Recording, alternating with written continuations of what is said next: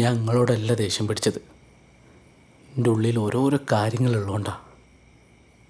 എല്ലാവരുടെ അടുത്തും തുറന്ന് പെരുമാറാനാവില്ലല്ലോ അടുപ്പുള്ളവരോടല്ലാതെ.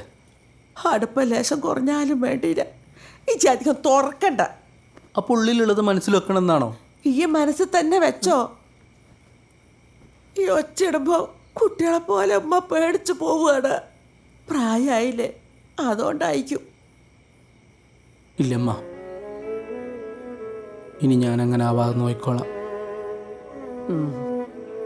അത്താഴത്തിന് എണീക്കാനുള്ളതല്ലേ, പോയി കിടന്നു. നോമ്പിനെ പരിശുദ്ധിയോടെ നിൽക്കാൻ നോക്ക്. അതുകൊണ്ട് എൻ്റെ കളി അങ്ങോട്ട് നിർത്തിക്കാള്. കളി നിർത്തി? അല്ലെങ്കിൽ മഗ്‌രിബാങ്ക് കൊടുക്കുമ്പോൾ ഈ ഗ്രൗണ്ടിലായിരിക്കൂലേ. നോക്ക്, നോമ്പ് തുറക്കാൻ നേരം ഇവിടെ എത്തണം. ഇല്ലെങ്കിൽ ഈ നോമ്പ് നോക്കണ്ട. പട്ടിണി കിടന്നിട്ടൊന്നും ഒരു കാര്യമില്ല കേട്ടോ. അതെന്ത് വർത്താനാണമ്മ? മതം വന്ന് വിളിക്കുമ്പോഴേക്കും കൂട്ടായ്മയിൽ നിന്ന് പിന്തിരിയേ. ലോകകപ്പായാലും ടി വി അന്ന് ഓഫാക്കിക്കും ബാങ്ക് കൊടുക്കുമ്പോൾ ഉളപ്പാ. എനിക്കതാവും പ്രശ്നമില്ലാത്ത. ഇതൊക്കെ തികച്ചും വ്യക്തിപരമായ കാര്യങ്ങളല്ലേ. അതൊക്കെ കൊട്ടിഘോഷിച്ച് നമ്മൾ പുറത്തിരിഞ്ഞിക്കുക. നിർബന്ധ ഘട്ടത്തിൽ കള്ളു വരെ കുടിക്കാന്നല്ലേ.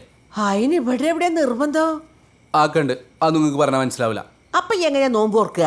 ഞാനൊരു കാരൊക്കെ എടുത്ത് പോക്കറ്റിലിടും. ബാങ്ക് കൊടുക്കുമ്പോൾ എടുത്ത് നോമ്പ് ഓർക്കും. എന്നിട്ട് ഇവിടെ വന്ന് നിസ്കരിക്കും. എന്റെ മോനെ അത്രയ്ക്ക് കഷ്ടപ്പെടണ്ട. എന്തൊക്കെ ന്യായം പറഞ്ഞാലും നോമ്പ് ഓർക്കാൻ നേരം ഇവിടെ എത്തിയില്ലെങ്കിലേ പിന്നെ ഇങ്ങോട്ട് കയറണ്ട കേട്ടോ. അത് കാണാം.